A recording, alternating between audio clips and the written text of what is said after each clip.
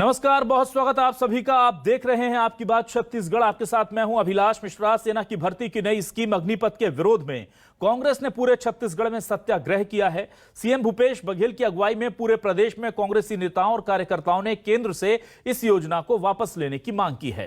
कांग्रेस ने केंद्र सरकार पर नोटबंदी और कृषि कानून की तरह इस योजना को भी बगैर चर्चा और सोचे समझे लाने का आरोप लगा दिया। उधर बीजेपी ने कांग्रेस को युवा विरोधी बताया और राज्य में युवाओं की बदहाली का आरोप लगा दिया है। कुल मिलाकर के कांग्रेस कह रही है कि बीजेपी है युवा विरोधी, बीजेपी कह रही है कि हम हैं युवाओं के साथ। तो आइए करते हैं इसी पर आपकी बात।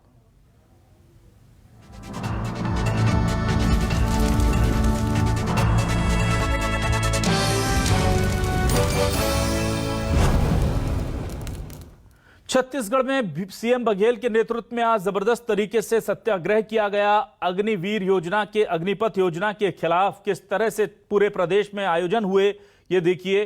कोरिया की तस्वीर, बिलासपुर, रायपुर, आरंग और कोंडागांव की तस्वीर। छत्तीसगढ़ में अग्निपथ योजना का विरोध किया जा रहा है और कहा जा रहा है कि युवाओं को भटकाएगी, युवाओं को गलत संदेश देगी और बेरोजगारी का कुल मिलाकर के कहीं ना कहीं बेरोजगारों के साथ शोषण किया जा रहा है। चार तस्वीरें और दिखा रहे हैं। बलरामपुर की तस्वीर, कोरबा की तस्वीर, गरियाबंद की तस्वीर और बेमेतरा की तस्वीर। पूरी तरह से इस योजना के खिलाफ लामबंद हो गए हैं कांग्रेस के नेता और सड़क से लेकर के स्टेज तक हर जगह किया जा रहा है इस योजना का विरोध।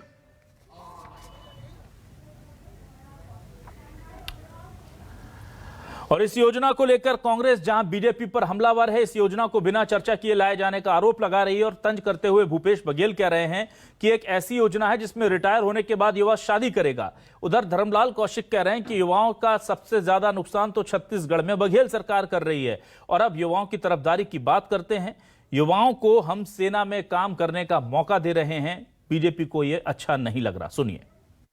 और नौजवानों के भविष्य असुरक्षित होगा, इसलिए कांग्रेस पार्टी मांग करती है कि इस योजना को वापस ले भारत सरकार, और जैसे पहले व्यवस्था थी उसी प्रकार की व्यवस्था होनी चाहिए। पेंशन भी मिलना चाहिए, रैंक भी मिलना चाहिए, पेंशन भी मिलना चाहिए। ये no rank no pension scheme नहीं चलेगा। अग्निपथ को लेकर के चलाए गए हैं। युवा बेरोजगार हैं, वो चाहते हैं रोजगार मिले, और जो वैकेंसी जारी हुई है काफ़ी संख्या में लोगों ने आवेदन भरे हैं। मतलब वो रोजगार के दिशा में कदम बढ़ाना चाहते हैं। सरकार कांग्रेस ने 71 में चुनाव में नारा दिया था, गरीबी हटाओ देश बचाओ, लेकिन कांग्रेस लंबे समय तक सरकार में रही, गरीबी नहीं हटी, न देश बचा सके। तो क्या है न्यूज 24 मध्य प्रदेश छत्तीसगढ़ के आज के सवाल, आपको सवाल दिखाते हैं। हमारे सवाल ये रहे आपके सामने। अग्निपथ के विरोध में कांग्रेस का सत्याग्रह, युवाओं के साथ कौन? बीजेपी कांग्रेस में जिरह है।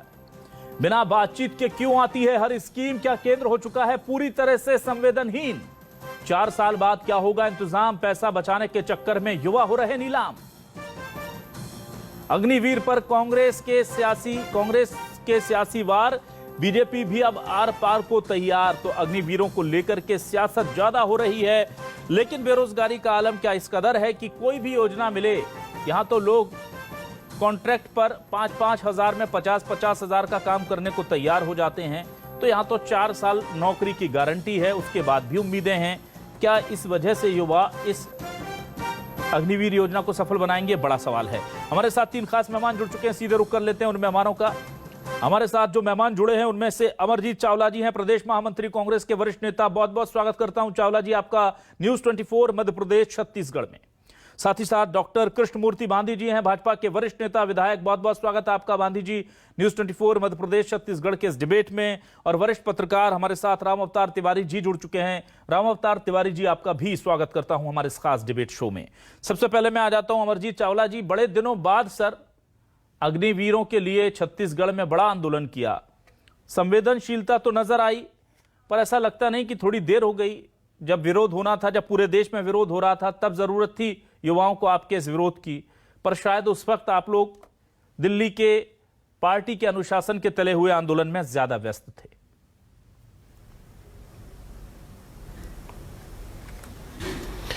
नहीं, देखिए, देर वाली बात नहीं है। बात ये होती है कि हर गलत चीज का विरोध होना चाहिए और हम लोग तो करते ही हैं। हमें तो डर इस बात का है कि आप देखिए कितनी गंभीर बात है कि जब देश कोरोना काल से भी गुजर रहा था, इतनी विषम परिस्थितियां थी, जब मजदूर अपने घर जा रहे थे, पैरों में छाले पड़ रहे थे, तब भी इस देश का युवा उद्वेलित नहीं हुआ, कहीं पर आगजनी नहीं हुई, मारपीट नहीं हुई।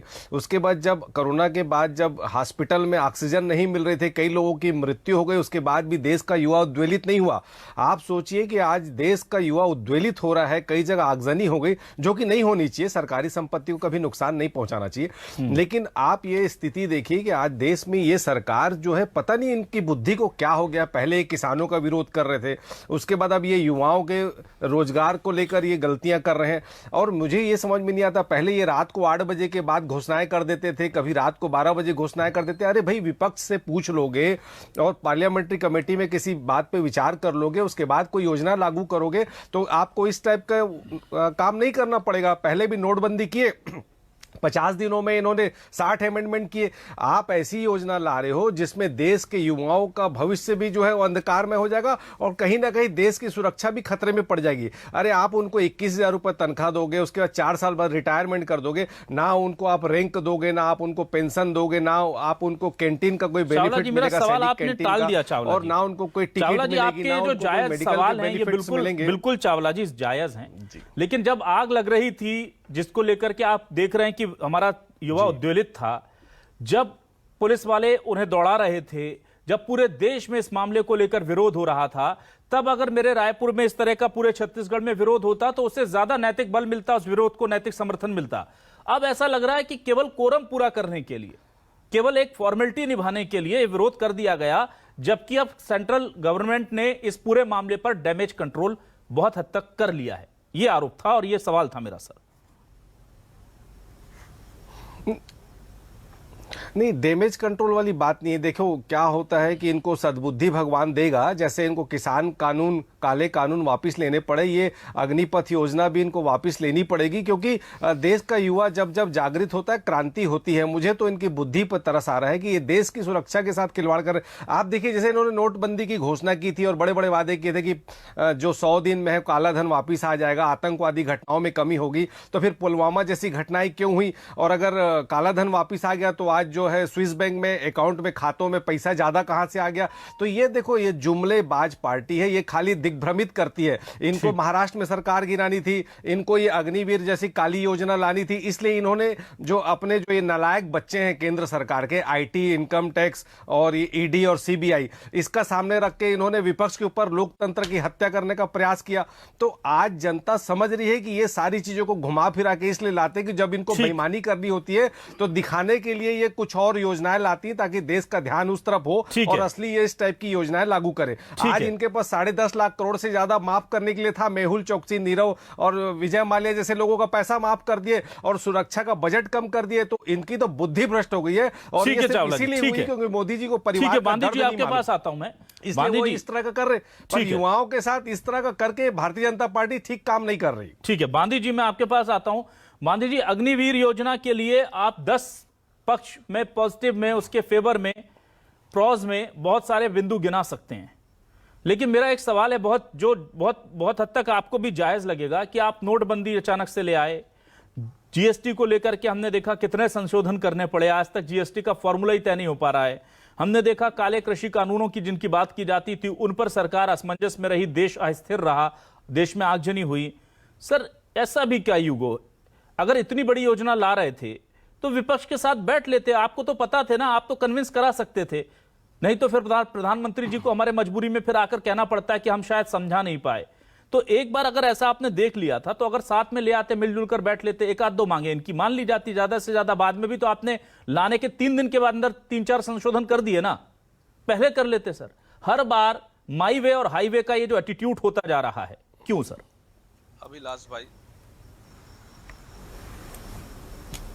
अभिलाष भाई जी, अग्नि जो युवाओं को मिलिट्री में एक अवसर देने का बातचीत है, मोदी जी ने एक निर्णय लिया है कि हम लाखों लोगों को, युवाओं को भर्ती करने का अवसर देंगे, ठीक, मिलिट्री में देंगे। और मिलिट्री के स्वरूप विश्व में सभी जगह बदल रहे हैं, उस देश में भी बदलने का और मिलिट्री को एक नई इक्विप्ड बनाने का, क्योंकि हम 21वीं सदी में चल रहे हैं, तो हम 21वीं हमारे मिलिट्री में नई नई कॉन्सेप्ट, नए नए विचार के साथ हमें चलना पड़ेगा और हमें मिलिट्री को बहुत ही मजबूत कर। आज हम कहीं एक जमाने में बांधी जी, मुझे पता था आप ये जवाब देंगे बांधी जी, इसलिए मैंने देखिए शुरू में आपसे बांधी जी माफी के साथ मैंने शुरू में आपसे अनुरोध किया था, मुझे पता सुनिए था। अब मुझे फिर अभिलाष जी मुझे बोलने का, आप मुझे बोलने का एक मिनट भी नहीं देंगे मौका। ना मैं बिल्कुल मिनट दे रहा हूँ, आप 3 मिनट लीजिए, लेकिन कम से कम जो सवाल है उसका जवाब दीजिए।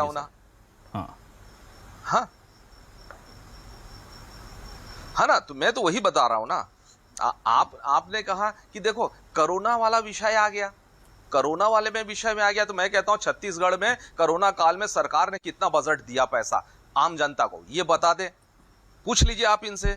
अगर ये बोलते हैं युवाओं की बात करते हैं, युवाओं की घड़ियाली आंसू बहाने की बात करते हैं, तो ये बताएं, एक तरफ बोर्ड लगाते हैं 5 लाख लोगों को, युवाओं को नौकरी देंगे। छत्तीसगढ़ में 25 विधानसभा में जब चर्चा होती तो 25,000 को नौकरी देने की बात करते हैं। ये अभी बोर्ड छापते हैं 1 लाख रुपए, तो युवाओं को साथ धोखा देने के कांग्रेस की काम कर रही है। और ये बोलते हैं कि हमने रातों रात लगा दिया है, हमने रातों रात नोटबंदी का काम करते हैं। आपको भी आशीष भाई, अभिलाष भाई अच्छी तरीके से याद होगा कि 25 तारीख के रात में 25 जून 1975 के रात में इमरजेंसी लगा दिया है, देश के पूरे संविधान को खत्म कर दिया गया। किस संविधान की बात करते हैं, किस आदर्श की बात करते हैं ये लोग, और किस तरीके से ये पूरे देश के मानव अधिकार को समाप्त कर दिया।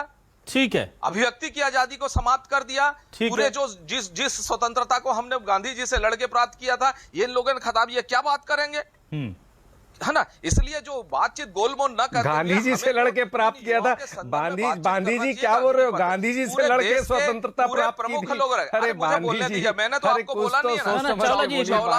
चावला जी स्लिप ऑफ टंग हो जाता है, चावला जी कभी कभी स्लिप ऑफ टंग हो जाता है। चावला जी मैं आऊंगा आपके पास, चावला जी प्लीज मैं आऊंगा, मुझे भी बोलने दीजिए, बोलिए मुझे भी बोलने दीजिए। मैंने आपकी हर बात को सुना, गोडसे को मारने वाले पार्टी के लोग हैं, सच सामने आ जाता है। कभी कभी हो जाता है स्लिप ऑफ गांधी जी से लड़के स्वतंत्रता बताइए। मैं तो बता रहा हूँ ना, आपने तो देश की आजादी को छीन लिया, जिसके लिए महात्मा गांधी ने लड़के लेके आया था। 52 साल तक जो आप लोगों के साथ बड़ी दिक्कत है। बांधी जी प्लीज, बांधी जी मेरा सवाल, आप बांधी जी तीसरी बार सवाल पूछ रहा हूँ। चावला जी प्लीज, अरे चावला जी प्लीज, 1 मिनट। चावला जी रोजगार, चावला जी प्लीज, चावला जी ऐसे नहीं, चावला जी 1 मिनट, युवाओं की बात कर रहा हूँ। चावला जी आप ही पर सवाल ले रहा हूँ, प्लीज।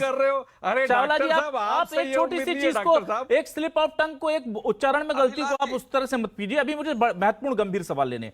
बांधी जी मेरा सवाल फिर से मैं पूछ रहा हूं, बांधी जी इतनी अच्छी योजना आ गई इनकी ना, 1 मिनट चावला जी, बांधी जी इतनी अच्छी योजना थी, तो आपने विरोध को, विपक्ष को माफ कीजिएगा, और देश के युवाओं को भरोसे में पहले क्यों नहीं ले लिया? मेरा बस इतना सा सवाल है। आपकी मंशा साफ थी, आपकी योजना क्लियर थी, क्लियर तो नहीं थी। देखिए 3 दिन के अंदर आपने 3 संशोधन कर दिए। देखिए विपक्ष तो देखिए, हाँ अभिलाष जी, विपक्ष तो ऐसा है कि हर चीज में उंगली करने का एक विपक्ष का एक नैतिक जिम्मेदारी है। वो जब देश में सर्जिकल स्ट्राइक होता है तो भी वो उंगली उठाते हैं। ये देश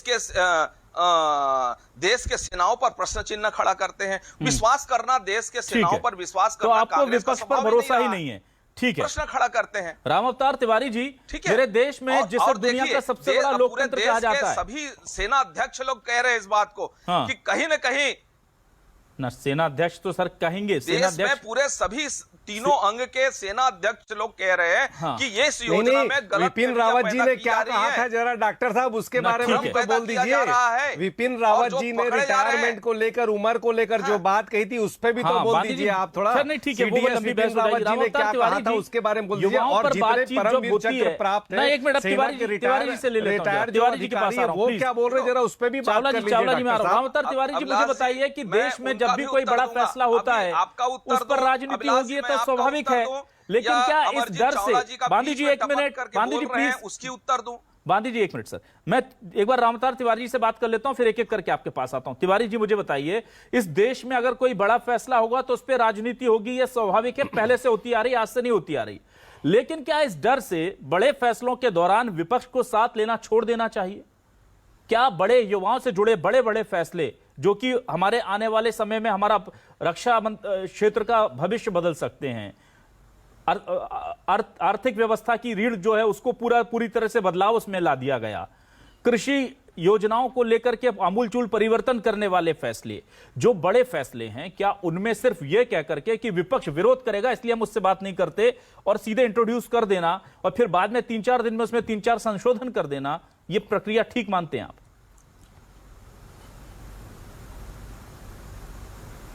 देखिए, लोकतंत्र में संवाद ही सबसे बड़ा माध्यम है। आपको संवाद लोगों से करना पड़ेगा, लोगों की भावनाओं को समझना पड़ेगा और जमीनी स्तर पर हकीकत को जाने बिना अगर आप योजना लागू करेंगे तो इसी तरह विरोध होगा। देखिए, एक नया कॉन्सेप्ट लाया है कि सेना में भर्ती जरूरी है क्योंकि देश की आंतरिक व्यवस्था दिनों दिन खराब हो रही है, एक बात। दूसरी बात, जो आगामी एक महाशक्ति बनना चाहते हैं तो महाशक्ति बनने के लिए सेना को बहुत मजबूत और पराक्रमी बनाना पड़ेगा, उस दिशा में सोचा गया है। तीसरी बात, इस समय देश की आर्थिक स्थिति खराब है, चाहे वो केंद्र की हो राज्य की हो। राज्य पेंशन नहीं दे सकता, लंबी नौकरी नहीं दे सकता, ऊंचे सुविधाएं नहीं दे सकते, ये एक तय है। इसीलिए धीरे धीरे पिछले आप 10 साल देखें पुराना, तो केंद्र सरकार हो या राज्य सरकार हो, पेंशन योजना की कटौती की है, सुविधाओं में कटौती की है, कई ऐसे फैसले लिए हैं। उस फैसले को जनता ने स्वीकार किया, सरकारी कर्मचारियों ने स्वीकार किया और अच्छा माना कि अब ये चीजें रुकनी चाहिए। तो इसी तरह नेताओं को भी अपना पेंशन, अपने मिलने वाले सुविधाएं हैं, उसको भी बंद करना चाहिए, उसको भी कम करना चाहिए, और वो बढ़ रहा है सुरक्षा के नाम पर या अन्य कारणों से जी। तो इस देश को मजबूत बनाने के लिए युवाओं को रोजगार देना नहीं है। देखिए, सेना में जो लोग जा रहे हैं वो देशभक्ति के हिसाब से जाते हैं, देश की सुरक्षा के नाम से जाते हैं, और हमसे ज्यादा वो महत्वपूर्ण लोग हैं जो सेना में जाते हैं। तो क्या हम उनका सम्मान जो है, उनका सुरक्षा, उनका सम्मान, उनके परिवार की देखरेख जैसी योजना बननी चाहिए जो आकर्षक हो। वहां सिर्फ नेता जो बड़े बड़े पदों में बैठे वो मलाई खाएं और जो सीमा में जो हमारी देश की रक्षा करें उनके लिए आप योजना अच्छी ना लाएं। तो ये अंतर कहीं दिखनी चाहिए कि जो लोग पहले नंबर में जो देश की सेवा में लगे हैं, सीमा की सुरक्षा में लगे, उनको सुरक्षा दी जाए। ठीक है सर। उनके परिवार को दी जाए। ये एक बड़ी सोच के साथ देना चाहिए और उसके लिए सबसे पहल करते हुए अगर चर्चा की जाती तो इस तरह का बवंडर नहीं होता। ठीक है चावला जी, मुझे ये बताइए कि क्या ये मानते हैं आप कि इस कदर हालात खराब हैं कि युवाओं को 4 साल तो नौकरी कम से कम मिल रही है, इसीलिए वो कहते हैं ना, दिल को मारकर, मन को मारकर इससे स्वीकार करेंगे कि 4 साल तो कम से कम रोजी रोटी का चक्कर नहीं रहेगा, इसलिए? और क्या हमें इसे बीजेपी की योजना की एक्सेप्टेंस के तौर पर नहीं बल्कि बेरोजगारी की इम्तिहान के तौर पर देखा जाना चाहिए कि कुछ दिनों बाद या जब यह अग्निवीर योजना के प्रक्रिया शुरू होगी तो इसमें भी हजारों लोग खड़े नजर आ जाएंगे? नहीं, निश्चित तौर पे देखिए, आप क्या होता है, नीयत इनकी साफ नहीं है ना। जैसे इन्होंने कहा था 2 करोड़ रोजगार देंगे, 8 साल में 16 करोड़ तो दिए नहीं। आज मैं बहुत जिम्मेदारी के साथ बोलता हूं कि 26 लाख से ज्यादा सरकारी नौकरियों के पद केंद्र सरकार में खाली पड़े हैं, आप उस पर भर नहीं रहे हो। आपने जो जैसे इन्होंने वादा किया था ना कि सबके खाते में 15 लाख आएगा, तो ये जो 10 लाख 4,000 रुपए 4 साल के बाद जो युवक खाते में डालेंगे तो ये वही वाला खाता तो नहीं रहेगा जिसमें इन्होंने 15 लाख रुपए डाल दिया। तो हमारे को क्या इनकी नीयत पे डाउट है। हमको अगर इनकी नीयत साफ होती, ये विपक्ष से बात करते, पार्लियामेंट्री कमेटी से बात करते, तो हो सकता है कुछ अच्छी चीजें सामने आती। लेकिन नीयत साफ होनी चाहिए। हम भी चाहते हैं युवाओं का भविष्य उज्जवल हो, युवाओं को जो है आप रोजगार दो, उनकी सुरक्षा दो। आने वाले समय में आप ये सोचिए, सियाचिन में जो -10 डिग्री में काम करता है या जैसलमेर में जो 50 डिग्री में काम करता है, आप उसके भविष्य के साथ खिलवाड़ कर रहे हो। 4 साल बाद, अरे 6 महीने की उसको ट्रेनिंग दोगे, उसको ना आप रैंक दोगे, ना उसको पेंशन दोगे। प्रधानमंत्री जी 12 करोड़ की गाड़ी जहाज में घूम रहे, 10 लाख का सूट पहन रहे, 8,000 करोड़ का हवाई जहाज में घूम रहे, और जो है रक्षा बजट को आप जो है 60 लाख करोड़ रुपए कम कर दे रहे, तो इनकी नीयत में खोट है। अपने ये जो मित्रों है इसका 10.5 लाख करोड़ रुपए माफ कर देते हैं, लेकिन युवाओं को देने के लिए पैसा नहीं है, युवाओं को देने के लिए रोजगार नहीं है, किसानों को ये बोलते हैं कि डबल दुगनी करेंगे इनकी हम, और ये करते कुछ, बोलते कुछ है, करते कुछ है। साफ साफ पता चलता है अडानी और अंबानी जो पैसे वाले होते जा रहे हैं, और जो गरीब, अरे आज जो है ये बीसीसीआई का सेक्रेटरी गृह मंत्री का बेटा बन जाता है, अमित शाह का बेटा बन जाता है। अरे एक बार अपने बेटे को, बीजेपी वाले जो है ना, अपने बेटे को अग्निवीर बनाए। आप लोग पर्सनल कमेंट पर आ जाते हैं। कांग्रेस के किसान का बेटा सेना में जाता है, गरीब का बेटा सेना में जाता है, मजदूर का बेटा सेना में जाता है। ठीक है, अभिलाष जी, पर्सनल कौन से करोड़पति आदमी का बेटा सेना में जाता है, या कौन से नेता का बेटा सेना में जाता है? ठीक है, गरीब किसान, लेकिन अचानक से इतने दिनों बाद आप लोग भविष्य के साथ चावला जी थोड़ा सा, अरे उनको देश की सुरक्षा के साथ भी खिलवाड़ कर रहे हो। चावला जी मेरी बात तो सुन लीजिए। मुझे इतने गुस्सा था आप लोगों के अंदर, ये गुस्सा जाहिर होने में कोई ज्यादा टाइम नहीं है सर, दिल में दर्द होता है। आप लेकिन ये दिल में दर्द बड़े दिनों बाद उठा। 2014 के बाद देश बना ना, ये बड़े दिनों बाद उठा। चलिए मैं गांधी जी के पास आ जाता हूँ। गांधी जी, बड़ा गुस्सा था कांग्रेस के अंदर, छत्तीसगढ़ कांग्रेस में। मुझे आज पता चला इतने दिनों बाद, क्या आपको लगता है कि ऊपर से वहां के सारे काम निपट गए दिल्ली से, इसलिए यहाँ पर आकर के याद आया कि अच्छा युवाओं के लिए भी कुछ करना है? में दर्द है और हम चाहते हैं युवाओं के बांधी जी से सवाल लिया। चावला जी 1 मिनट, चावला जी कहां का भानुमति कहां से जोड़ा, ये इस टाइप की बातचीत में मैंने उनकी हर बात को सुना। हाँ। उनकी नैतिकता देख लीजिए, उनकी घड़ियाली आंसू देख लीजिए, कि जब मैं उनकी हर बात को सुन रहा हूं तो मेरी भी बात को सुनना उसकी व्यवहारिकता में आनी चाहिए। अमरजीत चावला जी के मैं ये कह रहा हूं कि आज भूपेश बघेल जी जिन रोजगारों को 5 लाख देने के लिए था, उन छत्तीसगढ़ में केवल मात्र 25,000 लोगों को दिया। इस मुद्दों को हटाने के लिए भूपेश बघेल जी दिल्ली के मुद्दे को करते हैं और अपने छत्तीसगढ़ के युवाओं को धोखे और अंधेरे में रखे हुए हैं। बोलिए डॉक्टर साहब, बेरोजगारी दर कितनी है आप ये तो देख लीजिए। बेरोजगारी दर कितनी, एक बार बता दीजिए डॉक्टर साहब, आप तो मंत्री भी रहे, आपका ज्ञान का तो मुझे कोई डाउट नहीं है। बेरोजगारी की दर छत्तीसगढ़ में क्या है आप बता दीजिए। झूठ मत बोलिए, बार बार झूठ बोलने से सच नहीं होता डॉक्टर साहब। आप जैसे पढ़े लिखे लोगों से शोभा नहीं देता। चावला जी आप अपने वक्त भी बोलते हैं और दूसरों के वक्त भी मत बोलिए। आपने एक बार काउंटर कर दिया, मैं आपका सवाल ले रहा हूं। चलिए, अगर आपके आंकड़े झूठे हुए तो बात को बहस करने का सीख लीजिए। बोलिए बांधी जी बोलिए। नहीं, गलत बात का विरोध हम करते हैं और गलत बात ठीक है, आपने कर लिया चावला जी, ठीक है। अब सरकार के बारे में गलत आप उसे खींचिए मत, चावला जी कर लीजिए, चावला जी मत खींचिए। आप सच कहिए, सच सुनेंगे, झूठ बिल्कुल नहीं सुनेंगे। बांधी जी प्लीज बोलिए। अच्छी बातें नहीं है, बोलिए बांधी जी बोलिए। नहीं, झूठ नहीं चले, आपका झूठ हम सुनेंगे, कि आपका झूठ हम सुन जाए। कभी एक किसी गरीब आदमियों को 15 नहीं, बिल्कुल मत सुनिए, लेकिन झूठ बोलिए ना, मुझे बताइए बांधी जी, सच सुनिए। छत्तीसगढ़ में सबसे कम बेरोजगारी दर है, को सुनेंगे क्या?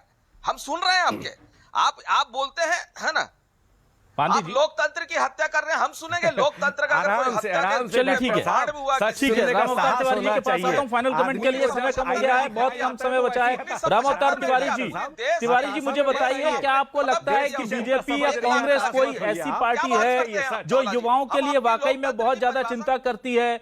क्योंकि हम देखते हैं कि छत्तीसगढ़ में बेरोजगारी दर भले ही देश में सबसे कम हो, लेकिन जो आंकड़े उत्तर प्रदेश के चुनाव में या दूसरी जगह बोले जाते हैं विधानसभा में, उसके 1/4 आंकड़े दिखाए जाते हैं नौकरी देने वालों के। हम देखते हैं कि मनरेगा जैसी स्कीम में पूरे देश में नंबर 1 होता है छत्तीसगढ़। देख के लगता है, फील गुड होता है। फिर जब और अंदर जाते हैं तो पता चलता है कि सबसे कम मेहनताना भी यहीं पे मिलता है। तो क्या हम ये माने कि ये जो आंकड़ों की बाजीगरी है, ये बीजेपी कांग्रेस दोनों करती हैं और युवा जो है वो ठगा महसूस कर रहे हैं दोनों ही के राज्य में? राम अवतार तिवारी जी।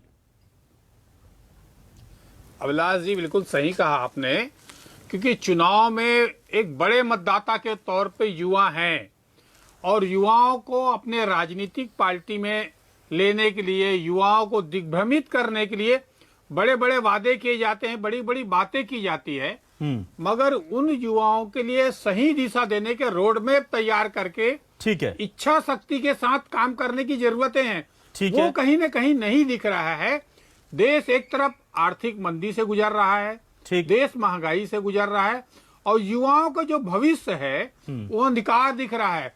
तो किसी भी देश या प्रदेश के विकास में युवाओं की भूमिका महत्वपूर्ण होती है। उन युवाओं के बारे में एक अच्छा सा प्लान तैयार करके काम करने की जरूरत है। ठीक, बयानबाजियों से इसका हल नहीं हो सकता। ठीक, युवा जो है दिशाहीन होने का डर रहेगा, जो अलग दिशा में ना भटके युवा। इसलिए जो नेता हैं, राजनीतिक दल हैं, वो एक अच्छे विचार, अच्छे मन के साथ आते तो बेहतर होता। समय कम है तो बिल्कुल तिवारी जी, कुल मिलाकर के बीजेपी और कांग्रेस दोनों युवाओं के साथ होने की बात कर रहे हैं। अग्निपथ पर हमारे युवाओं को चलाने का सरकार ने प्लान बना लिया है, लेकिन ये अग्निपथ उनकी प्रतिभा को निखार कर उन्हें सुरक्षित मौके मुहैया कराने का होता तो बेहतर था। जिस तरह से योजना आई और जिस तरह से उस पर विरोध हुआ और फिर उसमें संशोधन हुआ, उससे साफ तौर पर समझ में आता है कि सरकार की जो मंशा थी वो योजना में दिखी नहीं। बहुत बहुत शुक्रिया करूंगा अमरजीत चावला जी, कृष्णमूर्ति वांधी जी और साथ ही साथ राम अवतार तिवारी जी। आपका तमाम दर्शकों को नमस्कार।